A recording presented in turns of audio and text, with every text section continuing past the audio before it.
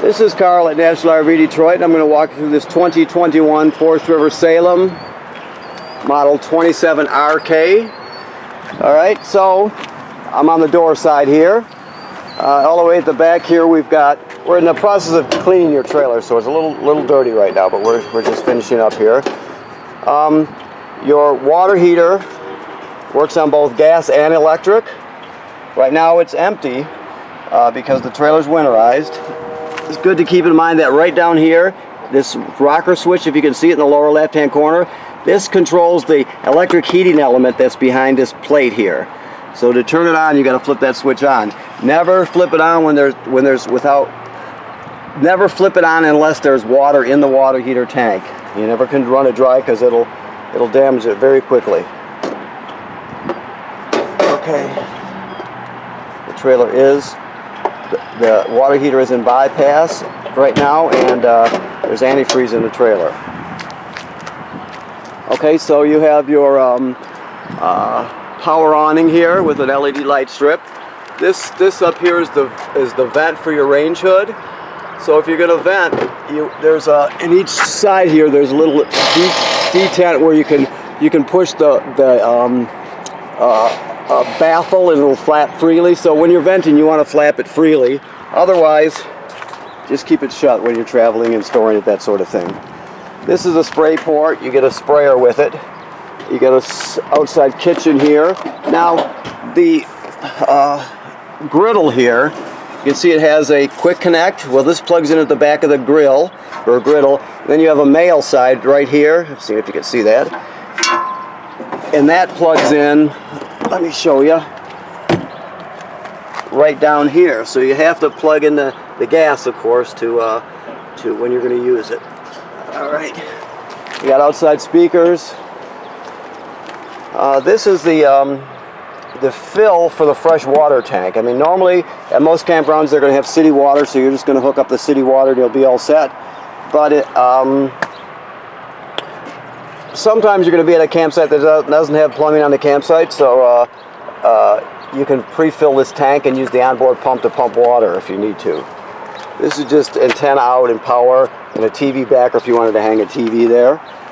All right, your steps fold out and into the trailer, I guess I should say. You can adjust the length of the legs just by pulling this, depressing this lever here, and they'll slide up and down to the length you want them, so you can adjust it to the terrain you're on. Okay, we're putting together your hitch right now for you, but you'll have a Husky centerline weight distribution hitch. Okay, now one thing to know, let me walk to the back again here so I can show you about the strong arms. You have regular scissor type stabilizer jack, but this has another feature called a strong arm. You can see the yellow. This takes the forward and backward movement away from it. So you always want to loosen this T-handle here when you're raising it or lowering the jacks. Once you get into the place, extended to where you want it to, you can just tighten it and it will take out the wiggle. Also, when you get it in the up position, you want to just snug it up a little bit so it doesn't vibrate loose going down the road or anything, so you don't lose that part. But you want to have it loose when you go up and down. Once you get the jacks extended into the position you want, then you just tighten that up and it'll do its thing. So you have one of those on each jack. One more quick thing. This is a port for a solar battery charger. If you wanted, this was made by Furrion. If you wanted to add a solar battery charger, you can just plug it in right there. All right, so this goes on the end of a drill, so you can crank your stabilizers as a 3/4 inch socket. This one right here, it fits in the top of your tongue jack, just in case you have a problem with it. If it fails, you can crank it manually. Get yourself out of trouble. And this has to do with bringing the awning in manually. It's something you have to read about at the time when you're doing it. But all the literature is in your packet in there. Okay. All right. So I mentioned you have the power tongue jack, and you would take this cap off if you want to put the crank on there and crank it manually. You have a Deep Cycle Marine battery, and there's the kill switch for your battery, so you can disconnect the battery. you have 2 LP tanks with an automatic changeover regulator. Okay. Alrighty, let's go here. See what we got. This is the sprayer that goes into the spray port I showed you, and of course this is your dump hose. Okay, so here, this is the city water connection. I told you that I showed you on the other side how you can fill a fresh water tank. 9 times out of 10 you're going to be using this feature. You're just going to hook the hose up to it, turn it on, and your trailer's ready to go. It's all pressurized. So keep that in mind. That's the black tank flush. Excuse me, next to it I'll show you how that works. Alright, so you have 2 gray tanks on this one. You see the 2 gray valves, right? That's sink and shower water. Then you have 1 black tank for your toilet water and waste, right? So you'll dump the black first, and then you're going to dump the gray. Just because it's cleaner water than the black water, it'll clean things out a bit. But then if you leave your black valve open, you can hook the hose at the dump station right to here, and it'll spray out the inside of your tank, your black tank that is, and it'll clean off the sensors and all that and flush it out. It's a good thing. Okay. Your power cord is 30 amps and 30 feet long. This is just campground cable and satellite through right there. Okay, this housing here tells us this is pre-wired for a backup camera. So if you want to get one, we sell them here, or you can buy them elsewhere.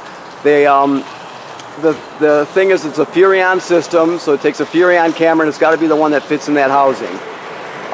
So keep that in mind. Also, while we're looking up, I have to remind you that the manufacturer wants you to inspect it every 90 days or so. So you figure when you go up, you'll go up on the roof, you look at the entire roof, but you look at any place you see sealant, look for cracking or separation. Also look at the roofing material, make sure that it didn't get damaged by a tree branch or something like that. Just give it a good once over, and you do that in the spring, in the middle of the summer, and then again in the fall, and just inspect it. Some years, sometime there's going to be some touch up or something that has to be done to it, and you'll be right on top of it. So, okay, definitely have to inspect the roof. Let's go inside here. All right, so here's your control panel right here. Where's the lights here? Let me just shut it off. There we go. Okay, so your slide room is right here. You just bring it in or extend it till it starts ratcheting, and then you just take your finger off the button. That ratcheting sound just keeps it from overextending or over retracting. This is for your power awning. Keep in mind that you don't want to leave the power awning out unattended. So if you're not going to be at the campsite, you want to roll it in so it does not get damaged by the weather and the wind. Okay. I showed you the switch in the lower left-hand corner of the water heater for the electric heating element. Well, if you want to light it on gas, you do it right there, so that you can use either or. Always make sure there's water in the tank before you do that. Your water pump is here. That's for pumping water out of the fresh water tank or winterizing the trailer. You got your battery, which is charged. Fresh water empty. Black is empty. Both gray tanks are empty. The second gray tank they call a galley tank. It's for the sink in the kitchen area, but still a gray tank. Okay. As you can see, it's empty, but it graduates up in 1/3 increments. So once you get past 2/3, you have to start thinking about dumping them. The thermostat here is just an analog thermostat. Click it to the right, it's heat. All the way to the left is cool. One click back from cool is the fan. The fan is just the air conditioner running without the compressor. Alright? Try to always use it on auto if you can when it comes to the fan. It makes it a lot easier. Alrighty. So, your fireplace has a remote, which is right here. Plus there are buttons on it, controls on it. But basically, let me get the right thing here. So you can go low or high, if you can see that. Let me get closer, maybe you can see it. And off. That's the fan speed. Then of course you have you can set the thermostat on it. You also can set the fire, like you can see it's how it's changing. You can change the look of the fire. It has a timer on it, so you can have it turn on or off at a specific time. So there's a lot you can do with it. All right, your sound bar here also has a remote. The highlights of this are you have a USB, right? So you can stream. You know, you could put all your albums on one USB stick and take them with you if you wanted to. You could also hook up with Bluetooth to your phone or tablet and stream that way. This HDMI is an in. So if you have your TV set up here, and it's a rainy day, and you want to keep kids or grandkids busy or something, and you got one of those game boxes, you could just set it here and plug it in, and go right into the system through the HDMI, for example. Also, it's a radio, and you have 2 speaker zones. One is inside the trailer, 2 is outside the trailer. So there's a lot you can do considering you're camping. All they're telling us here about this pre-wired is that there's also a panel on the roof, or a cover on the roof. Basically what it's pre-wired for is a Wi-Fi signal booster and router. So keep that in mind. You can go to their website, kingconnect.com, or talk to our people up front, and you look at the different options. But basically what you need is the one with the antenna on the roof, that's important, and the router. There are more elaborate systems and all that, but basically it's for boosting public Wi-Fi, getting a better, stronger signal on public Wi-Fi. Okay. All right. Chairs. Your couch jackknifes flat to turn into a bed.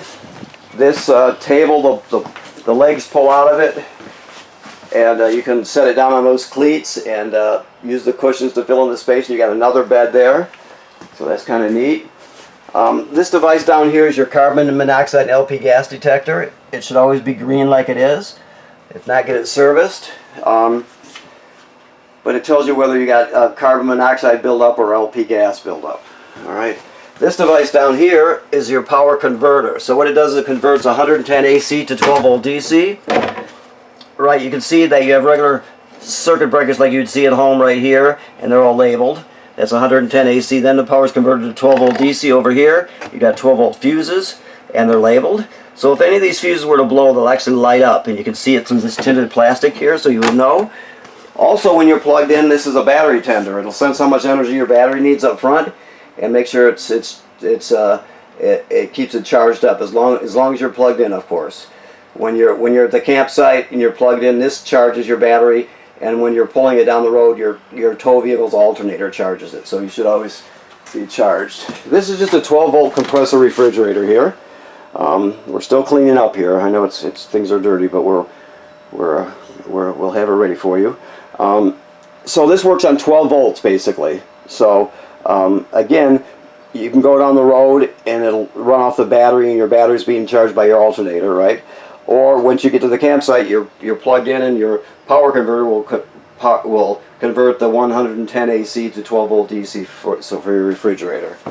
Always make sure you latch it there so it doesn't fly open and damage the door. Okay, microwave works like any other microwave.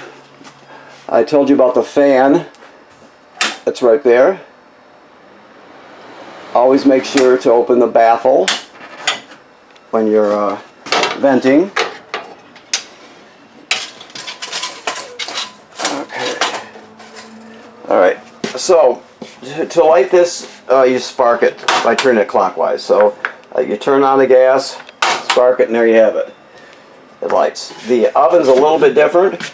I'll show you by sparking here. You can see back there, there's a pilot light back there at the bottom all the way to the back. So what you'll do is you'll come over here to the picture of the flame. You'll depress it and hold it. This is the knob all the way to the right for the oven. And you hold it, and you keep holding it in, and then you'll spark this until it lights down here. After it lights, you still hold it in for another 10 seconds or so to heat it up and then go to operating temperature. But when you shut it off, the flame goes off, but so does the pilot light. So you have to relight the pilot light each time you use the oven. Alright, let's see what else we've got here. Okay. Excuse me. For winterizing, your water pump is under there in the winterizing line. Just so you know, that's where it's at, right in that center console. And let me see if this would be, I'm trying to picture where the water heater was. It should be back here. So let's see. It's going to be behind there, I believe. I'm sure it is.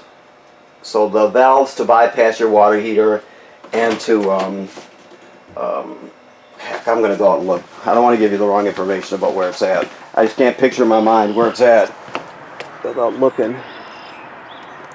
Yes, let me see here. Yeah, so it's all the way to the back in the corner. So, let's see how we get to that.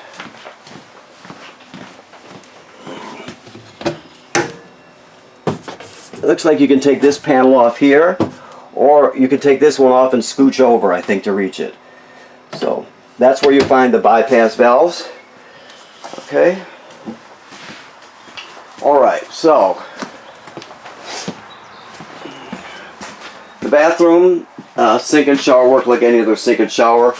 If you haven't owned a trailer before, you need to know that this is it. Antifreeze we're looking at here, the pink stuff. So the water's not hooked up right now, but when I step on this pedal, water will come swirling out when your water's hooked up, right? The black tank is directly below. So you have to have water in the black tank before you start using it. So when you get to the campground, you hook up your power and your water. Then you'll come in here and you'll stand on the flush pedal right here, and it'll just swirl some water in. You put about a gallon of water in there. There's no way to tell exactly what that is. It doesn't have to be exact. You just put about a gallon in there, give or take, and you're all set. If you were to dump the toilet, or excuse me, if you were to dump the black tank in the middle of your stay, and you want to still stay at the same campsite, after you dump it, you'd come in here and repeat that procedure. You step on the pedal, put some water in the tank, and then you're all set. But you have to have water in it when you start using it. Alrighty. This is a TV hookup up here, and you got a backer plate here so you can hang a bracket. This is your emergency escape. I just want to show you that you would push this all the way through, and then you grab hold of this red tab and pull the screen out, and then you can exit out there in an emergency. You have a nice sized closet. Okay. All right. Okay, I think I've pretty much covered it. Let me walk back through. Always run the fan in the bathroom with the shower, because you don't want humidity to build up and cause a mold and mildew problem. So you always want to vent the trailer when you're using the shower. Okay. All right, I think that's it then. I want to thank you for purchasing your trailer here at National RV Detroit, and I also want to remind you about inspecting the seals on the roof. That's very important to do that. And keep in mind, like I stated, the water heater is bypassed right now, and there's antifreeze in the system. Never run the hot water heater without water in the tank. Okay? Thank you very much.